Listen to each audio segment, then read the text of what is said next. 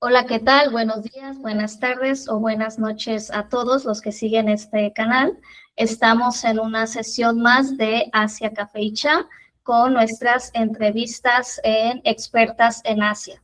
Hoy toca Rusia y tenemos como invitada a Michelle Valderas. Y antes de que el público diga si Rusia es Europa o Asia, de los Urales para el este es Asia, así que hay un gran territorio, un gran porcentaje de Rusia que se encuentra en Asia.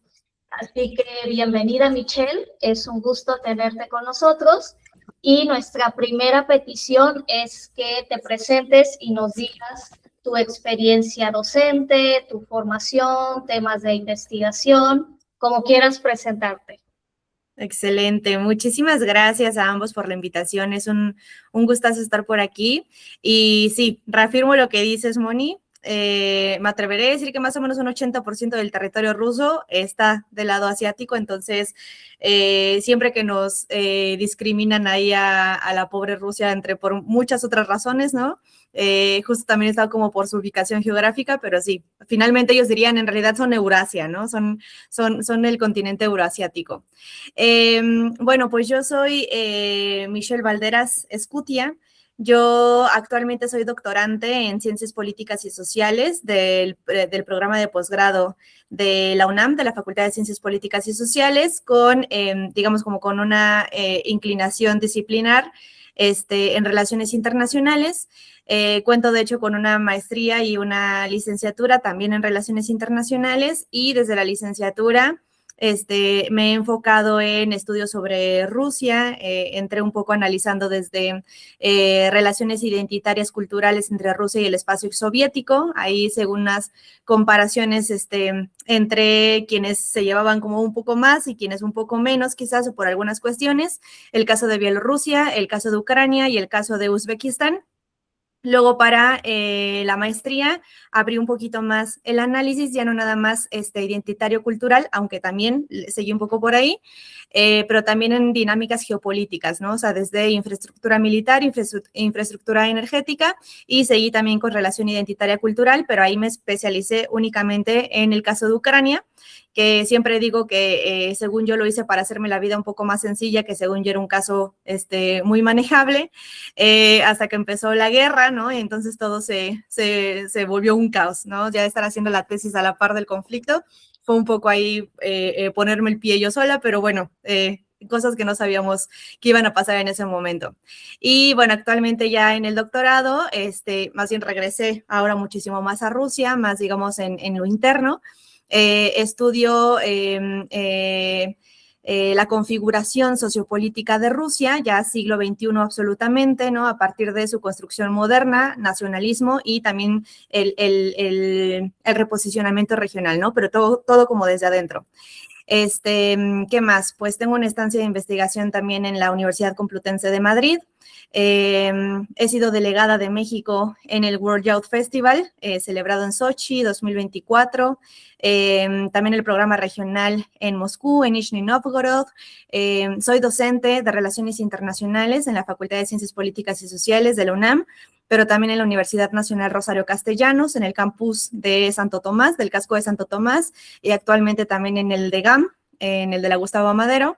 Y pues eso, me he dedicado a la investigación también sobre Rusia, geopolítica, Eurasia, un poco espacio postsoviético, construcción identitaria cultural, nacionalismo y pues congresos, ¿no? Mesas de análisis, formo parte del GESE, donde tú coordinas, del Grupo de Estudios sobre Eurasia, también de la Asociación Mexicana de Estudios Rusófonos y Eslavos, que nos acabamos de constituir como asociación civil recientemente, por solo mencionar algunos, ¿no? Entre algunos otros grupos de trabajo y proyectos de investigación de la misma universidad. Y pues básicamente a eso me dedico. Michelle, muchísimas gracias. Hay bueno, por lo que nos acabas de contar de tus intereses, cómo los has ido pues escogiendo, o a veces la misma realidad te impone cosas y siempre uno se queda con ganas de estudiar temas o no te alcanza el tiempo. En fin, la pregunta es que nos comentaras ¿qué temas crees que son indispensables estudiar que tú no estudias por una u otra razón? Yo creo que, bueno, de temas hay una infinidad, ¿no? Pero creo que algo que hace mucha falta todavía en el caso ruso, bueno, así como Rusia, de otros casos quizás no tan estudiados, es estudiarles desde dentro, ¿no? O sea, estudiarles a partir de su propia visión, o al menos alejarnos de las visiones hegemónicas, dominantes, europeas, estadounidenses, ¿no? Que finalmente creo que muchas veces cuando se trata de, cuando tratamos de acercarnos a los estudios rusos, casi siempre hay trabajos hechos, por supuesto, en español, ¿no? Pero son los menos, y casi que la forma más inmediata de tratar de acercarnos a libros de historia o de teóricos o qué sé yo, siempre es a través de los Estados Unidos, ¿no? O siempre es a través de Europa. Por lo tanto, ya son interpretaciones sesgadas, ¿no? Ya muy poco certeras, ya incluso cuando hay algunos discursos ya muy bien orientados, ¿no? A ciertos estigmas también rusos. Entonces, yo creo que, bueno, algo que creo que hacemos mucho a la invitación porque no soy la única, ¿no? Somos varios colegas que estamos muy interesados en justamente acercarnos a Rusia desde sus autores, desde sus perspectivas, desde sus teorías, ¿no? Creo que eso es de lo más importante. O sea, si se quiere estudiar identidad, cultura, ¿no? Que sea a través de autores rusos, ¿no? A través de sus perspectivas. Si se quiere estudiar geopolítica, que sea también a través de ellos, ¿no? Tenemos justo otra colega también allí en el GESE, ¿no? Que se ha enfocado muchísimo más a como toda la corriente geopolítica de autores geopolíticos, ¿no? Y que me parece un trabajo impresionante, ¿no? Yo un poco he recuperado esos autores también, algunos, no a todos, para algunas de mis investigaciones, ¿no? Pero el trabajo que ha hecho Imelda Ibáñez, por ejemplo, sobre ir a las fuentes primarias, ¿no? De algunos autores como, no sé, Danilievsky, Savitsky, Trubetskoy, Bernardsky, etcétera, etcétera, ir directamente a sus textos, traducírnoslos, ¿no? Al español, y tratar de hacer como esta condensación filosófica, política, geopolítica de ellos, me parece fundamental, porque solamente de esta manera les podemos entender mejor, ¿no?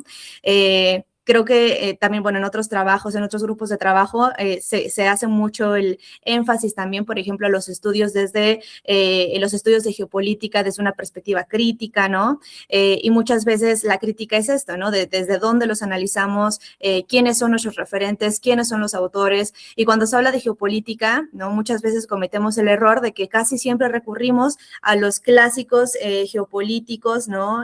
Anglosajones, ¿no? Estadounidenses, que claro que explicaron el mundo desde sus perspectivas en su momento y según el gobierno para el que estaban trabajando, ¿no? Pero justo estaban trabajando o para el Reino Unido o para los Estados Unidos o etcétera.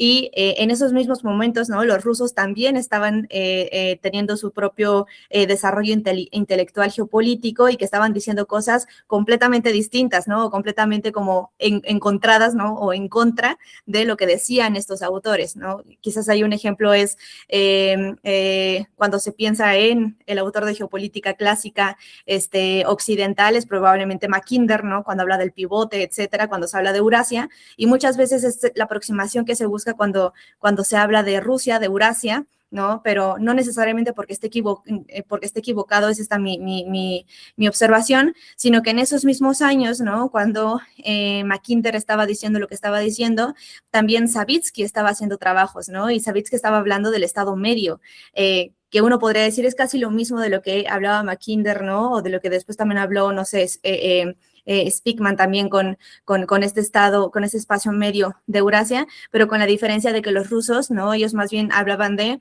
cuidado con el imperialismo británico, ¿no? Y más bien Mackinder pues estaba hablando por el imperialismo británico. Entonces, creo que eso es uno de los retos más interesantes que tiene no solo Rusia, ¿no? Pero también me atrevería a decir para quienes estudian China, para quienes estudian Irán, para quienes estudian Medio Oriente en general, ¿no? Tratar de recuperar sus propias visiones. Muchas gracias, Michelle. Nos diste cátedra muy interesante. Así, de manera breve, pusiste en contraste estas como el establishment, ¿no? Y las teorías alternativas o que hemos estudiado muy poco y que son autores que conocemos en realidad muy poco, al menos en este lado del Pacífico o del Atlántico, por donde lo quieran ver. Y nuestra siguiente pregunta es sobre las mujeres en Rusia? Si bien no es tu tema principal de trabajo, no sé, tal vez haya algunas autoras o alguna situación de las mujeres en Rusia que te gustaría comentar con nosotros. O en Asia Central, por ejemplo, para no limitarlo a Rusia. Sí, me parece que justo Rusia, bueno, sí, quizás más que orientarlo en Rusia específicamente, ¿no? O en ciertos países en concreto, sí creo que me remontaría completamente a Unión Soviética, que creo que es cuando se da el boom, ¿no? Importantísimo del papel de las mujeres de toda esta región, ¿no? Del espacio exsoviético, que sí me atrevería a decir que hasta iniciado el siglo XX más o menos, cuando deja de existir el imperio ruso, hasta estos momentos sí, muy probablemente Rusia, bueno, no probablemente, o sea, sí es un hecho, ¿no? Iban, digamos, muy por detrás, ¿no? En cuanto a desarrollo tecnológico, científico, económico, ¿no? Eran todavía una economía, pues, casi feudal todavía, mientras que, pues, la revolución industrial en Europa Occidental y en los Estados Unidos ya había explotado, ¿no? Desde hace más de un siglo. Pero sí creo que en cuanto inicia la revolución bolchevique en el 17, luego de la guerra civil y que finalmente gana el gobierno bolchevique y que se establece la constitución de la Unión Soviética en el 22, desde esos momentos se hablaron ya de varios derechos universales, ¿no? De igualdad universal tanto para hombres como para mujeres. Y eso me parece importante decirlo porque muchas veces creo que en el texto, ¿no? En la teoría, en el papel, quizás no sé, pienso, Revolución Francesa, claro, se hablaba de igualdad, ¿no? Pero no era igualdad para todos y para todas, ¿no? Ahí se ve una diferencia importante, ¿no? Cuando se da esa tradición, por ejemplo, a las mujeres del grupo de Olimpia, por ejemplo. En el caso de los rusos sí se habló de una igualdad de verdad universal, también porque había una necesidad de esto, ¿no? Ya desde esos momentos las mujeres entonces empiezan a tener participación en los procesos productivos, ¿no? Para trabajar, para la educación, para que se involucraran en todos los aspectos, justamente para sacar al país adelante y también porque era pues parte finalmente de pues sí, de la posición política socialista, ¿no? Fundada en su momento por Lenin. Y nada más para poner como algunos ejemplos, ¿no? Por ejemplo, ya desde estos momentos, ¿no? Por 1918, de hecho todavía en tiempos de guerra civil, ya se establece, por ejemplo, el matrimonio tendría que ser civil obligatorio, ¿no? También porque ahí hay un desplazamiento, una secularización de la política, de las relaciones sociales, en donde se le quita este papel a la iglesia y entonces tratan de como centralizar todos los procesos políticos, sociales en el mismo Estado, ¿no? Entonces todo tiene que hacerse a través de la ley, a través del Estado. Se simplifica el divorcio, ¿no? Y esto pues podrá parecer ahí un tema cualquiera, pero no es cualquiera, ¿no? Porque para esos momentos en Europa Occidental, pues poder optar por un divorcio era prácticamente imposible, ¿no? Quizás en algunos países estaba permitido, pero era un proceso tan engorroso, tan complicado que se hacía casi imposible, también incluso por las condiciones materiales de las mismas mujeres, ¿no? Que no tenían acceso al trabajo o que no podían ser acreedoras, no sé, a un crédito hipotecario, ¿no? A poder comprar una propiedad, qué sé yo. Entonces era casi impensable un divorcio. En Unión Soviética se simplifica, entonces se hace mucho más factible el divorcio. Se da la igualdad también entre hijos legítimos y ilegítimos, se eliminan ciertos privilegios patriarcales, el mismo salario, el mismo ingreso tanto para hombres como para mujeres, y algo que a veces me gusta mucho mencionar en clases y que creo que casi siempre le vuela la cabeza a todos, es que en 1920, ¿no? Cuando apenas se iba a consolidar la Unión Soviética, se legaliza el aborto en Unión Soviética, ¿no? En 1920, y cuando lo pensamos hoy en día, por ejemplo, en México, ¿no? En México ni siquiera se ha legalizado en el grueso del país, por ejemplo, ¿no? Y desde 1920, en toda la Unión Soviética, ya estaba permitido, ya era legalizado. Obviamente en condiciones además sanitarias bastante favorables, porque además dentro de las ventajas que tenía Unión Soviética, no era que la sanidad también era universal, pública, gratuita para absolutamente todas las personas. Y quizás aquí, digo, obviamente hubo muchísimas mujeres involucradas en todos estos procesos, pero sí me atrevería a mencionar por lo menos el nombre de una, que además en las relaciones internacionales es casi que figura mística, ¿no? Que es Alejandra Kollontai o Alexandra Kollontai, quien además tenemos una relación muy importante en México con ella, porque Alexandra Kollontai fue la primera embajadora, ¿no? Mujer en el mundo, pero además ella fue la representante de la Unión Soviética en México en algún momento, ¿no? Durante la presidencia de Lázaro Cárdenas, si no me equivoco, si no es que me estoy yendo demasiado adelante, no estoy muy segura. No es cierto, fue antes de Lázaro Cárdenas, porque fue como en la década de los años, o tal vez sí, bueno, en los años 20, en los años 30 creo que fue más o menos cuando ella llega a México, pero ella fue de las principales promotoras de la igualdad de hombres y mujeres en la Unión Soviética, de los derechos laborales de las mujeres, de los derechos reproductivos, abogó también por la apertura, ¿no? Masiva también de guarderías, de centros de apoyo a las mujeres, y entonces cuando uno piensa también en de qué manera se pudo que las mujeres pudieran acceder a la educación universitaria, a involucrarse en los procesos productivos de manera masiva como lo hicieron en la Unión Soviética, mucho tuvo que ver también por el apoyo estatal, ¿no? Porque justamente existían todas esas instituciones, las guarderías, los centros en donde apoyaban justamente la crianza de los niños, mientras las mujeres sin ningún problema podían dedicarse también a su carrera académica profesional, cuando en Occidente se seguía discutiendo todavía, ¿no? Si las mujeres podían utilizar pantalón de mezclilla o no, ¿no? Entonces, eso por un lado. Y luego, bueno, todavía cuando cae Unión Soviética, ¿no? Obviamente mucho de este modelo político-social se empieza a desmantelar, sobre todo con la doctrina del shock, con la entrada del neoliberalismo a Rusia, y obviamente a todos los países que se terminan por independizar, pero aún así me atrevería a decir que sí hubo un seguimiento, ¿no? A muchos de estos derechos y muchas de estas instituciones que ya existían, quizás ahí con la única el matiz que sí hay que mencionar, ¿no? Que ya ahora con la Federación de Rusia, con el gobierno de Vladimir Putin, pues sí ha habido un regreso, ¿no? A ciertos discursos conservadores, a ciertos discursos en pro de los llamados valores tradicionales, ¿no? Ha habido una recuperación también de las religiones, no nada más de la Iglesia Ortodoxa, que muchas veces se habla de que solo es el patriarca el que está ahí presente en los eventos públicos. No, está el patriarca, pero también están los representantes de las otras religiones importantes en Rusia, ¿no? Que el islam es fundamental, el budismo también es importante, el judaísmo también es importante, entonces también tienen las representaciones de cada una de las religiones relevantes, pero ha habido como una recuperación muy importante de estos valores también religiosos, ¿no? No porque sean malos en sí, pero entonces sí ha habido como este rompimiento con esta secularización de Unión Soviética, y por lo tanto hay también una carga moral, una carga religiosa, ¿no? En muchas de estos avances que en su momento se tuvo, por ejemplo, con el aborto, con el matrimonio igualitario, ¿no?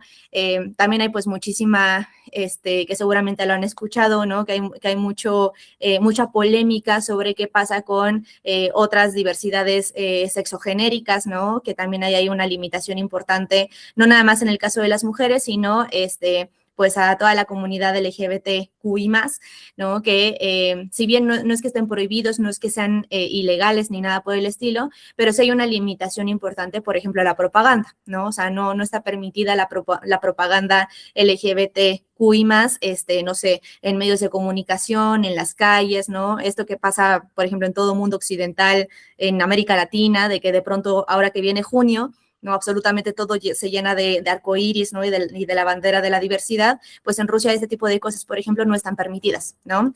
Pero bueno, creo que esas serían como algunas de los comentarios que podría hacer, pero sí creo que finalmente el papel de las mujeres sí se aseguró de una manera bastante relevante durante la Unión Soviética, ¿no? O sea, finalmente muchas de las científicas, de las investigadoras, ¿no? De las académicas más relevantes surgieron en esta parte del mundo.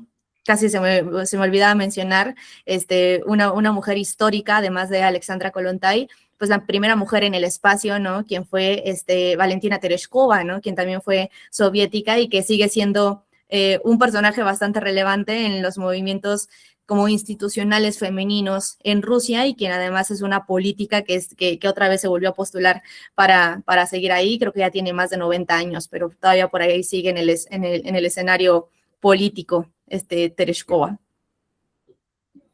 Muchas gracias, Michelle. Sobre todo, pues se agradece tu energía, pero es una energía sustentada en conocimiento, y a mí me encanta cómo recuperas los aspectos históricos. Hay Rusia, sobre todo entre los siglos XVII y XIX, fue muy importante para crear imágenes, para crear percepciones en Europa sobre China. Mucho de lo que llegaba a Europa era a través de Rusia.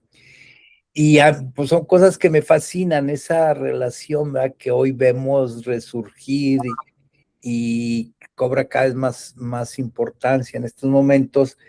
Y lo ligo con el otro punto que nos decías de la importancia de las lecturas, de ir a las fuentes primarias.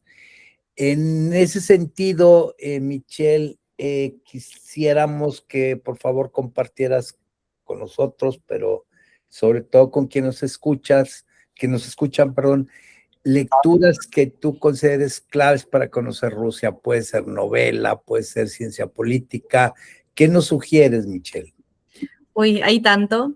Creo que claro que podemos remitirnos completamente a los libros históricos, completamente teóricos, que claro que hay mucho, pero yo creo que la mejor manera de podernos meter a lo que ellos llaman el alma rusa, sí es sí o sí a través de su literatura, ¿no? Creo que se puede entender muy bien la personalidad digamos, del pueblo ruso a través de su literatura clásica, quienes además, vale decir, también por lo que yo he estudiado, ¿no? Ellos también forman parte, estos autores clásicos, forman parte de movimientos políticos fundamentales, ¿no? Y ahí, por supuesto, que podríamos meter a Dostoyevsky, ¿no? A Lev Tolstoy también.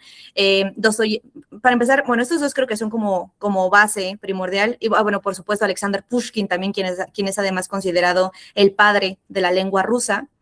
De hecho, ahora en principios de junio, si no me equivoco, es el Día de la Lengua Rusa, o también se le dice como el Día de Pushkin, precisamente porque es el padre de la lengua, ¿no? Si pudiéramos hacer una equivalencia, Pushkin es al ruso como Cervantes al español, como Shakespeare al inglés, ¿no? O sea, fue el que puso mucho orden en la lengua, que creó también muchísimas palabras, que le dio sentido y estructura. Y bueno, por ejemplo, de Pushkin, ¿no? Se me podrían ocurrir, pues básicamente todos sus recopilados de cuentos, de poesía, que también son una cosa preciosa. Tiene una novela muy bonita que se llama Ruslan y Lyudmila, que es una historia trágica, que igual haciendo una aproximación quizás ahí un poco burda. Ruslan y Lyudmila es algo así como el Romeo y Julieta gitano. ¿Sí? Porque claro que el pueblo gitano también fue fundamental en todo el imperio ruso, y es una historia bastante, pues sí, trágica, pero es muy bonita, ¿no? O La hija del capitán, que también es un clásico de Pushkin, por mencionar algunos. En el caso de, bueno, nada más que hay un rompimiento importante, en el caso de Dostoyevsky y de Tolstoy, ambos pertenecen, digamos, a una misma temporada, pero además una misma como línea de pensamiento, a pesar de que los dos venían de mundos completamente distintos en sus inicios, ¿no? Dostoyevsky se enfoca mucho más como en este retrato crudo, ¿no? Sí, trágico, oscuro, ¿no? Como de dolor, de tragedias, de enfermedad, del bajo mundo ruso del siglo XIX. Y finalmente lo narra porque él lo vivió, ¿no? Pero también hay quizás hasta un antes y un después en el caso de Dostoyevsky, cuando en algún momento es detenido y enviado a Siberia, ¿no? Entonces, cuando leemos, por ejemplo, Noches Blancas de Dostoyevsky, que es previo a que él se fuera a Siberia, sigue teniendo, por supuesto, esta esencia, ¿no? De narrar como la crudeza de la vida de la cotidianidad rusa, pero todavía como con tintes muy románticos, ¿no? Y cuando él vuelve de Siberia, entonces ahí es cuando surgen sus grandes obras como Crimen y Castigo o Los hermanos Karamazov, que quienes los han leído, o si no, pues son las recomendaciones más importantes que yo podría hacer, ¿no? Uno lee, por ejemplo, Crimen y Castigo y se siente esta incertidumbre, todo el libro, ¿no? No sé cuántas páginas son según la edición, pero creo que son como unas 400, 500 páginas, no estoy segura, pero todo el libro uno está sufriendo lo que sufre el personaje principal, Raskolnikov. Pero algo interesante que ellos hacen es que ellos nos muestran, ¿no?, mucho de la filosofía, ¿no?, y del pensamiento ruso, no a través de un tratado, no a través de explicarnos cómo se entiende la moral en Rusia, ¿no? O cómo se entiende el egoísmo en Rusia, o qué es la culpa, ¿no? O sea, no nos dan definiciones de tratados como quizás sí existen, no sé, en el Reino Unido, ¿no? O en los Estados Unidos, qué sé yo, sino que ellos más bien a través de estas novelas, ¿no?, nos explican cómo se siente, ¿no? O sea, a través de los personajes, y creo que esto es algo increíble, pero además de narrarnos el día a día de la gente común y corriente del Imperio Ruso del siglo XIX. Por otro lado, en el caso de Tolstoy, insisto, aunque forma parte también de la misma época, pues Tolstoy finalmente él sí venía de una posición económica, ¿no? Bueno, socioeconómica completamente distinta a la de Dostoyevsky, entonces él sí nos puede mostrar, por ejemplo, en uno de sus libros más favoritos, más importantes, Ana Karenina. En Ana Karenina él sí nos muestra este alto mundo, ¿no? De la aristocracia, de los príncipes, de las princesas, de cómo también Ana Karenina es un libro gigante, como de unas 500 páginas, creo también más o menos, ¿no? Y en Ana Karenina sí se puede tardar un capítulo entero narrándonos una carrera de caballos, ¿no? Y los detalles de los vestidos de las damas y de los príncipes y de las princesas. Y es interesantísimo, pero es otra Rusia, ¿no? O sea, es la Rusia aristocrática la que nos está contando, y entonces cuando uno lee a los dos, ¿no? Cuando uno lee a Dostoyevsky y lee a Tolstoy, pues termina de tener como esta imagen, ¿no?, de la Rusia del siglo XIX, y nos explica mucho de después como por qué razón estalló una revolución en un país como Rusia, ¿no? Otro libro también de Tolstoy, pues es Guerra y Paz, quien además también, hay que decir, Tolstoy, por mucho que él venía de este contexto aristocrático, él fue soldado también, bueno, no fue soldado raso, ¿no? Fue creo que general, si no me equivoco, en la guerra de Crimea de 1853 a 1856, que pelearon el Imperio Ruso contra el Imperio Otomano, y que después entraron los británicos y los franceses, y que finalmente Rusia pierde esta guerra de una manera bastante catastrófica, perdiendo ahí varias posiciones estratégicas en el Mar Negro, ¿no? En Crimea, ¿no? O sea, pensando incluso en lo que está pasando hoy en día, mucho se explica de estos momentos. Pero es interesante justamente cómo él, a partir de sus vivencias personales, no trata de narrar cómo se vive también el día a día, cómo viven los soldados un conflicto internacional, a través otra vez, ¿no? De meternos en el papel. Entonces, creo que con estos tres autores, sí o sí, yo recomendaría literatura pura y clásica. Pues muchas gracias, Michelle, por tus recomendaciones. Sí, son como el Para corazón.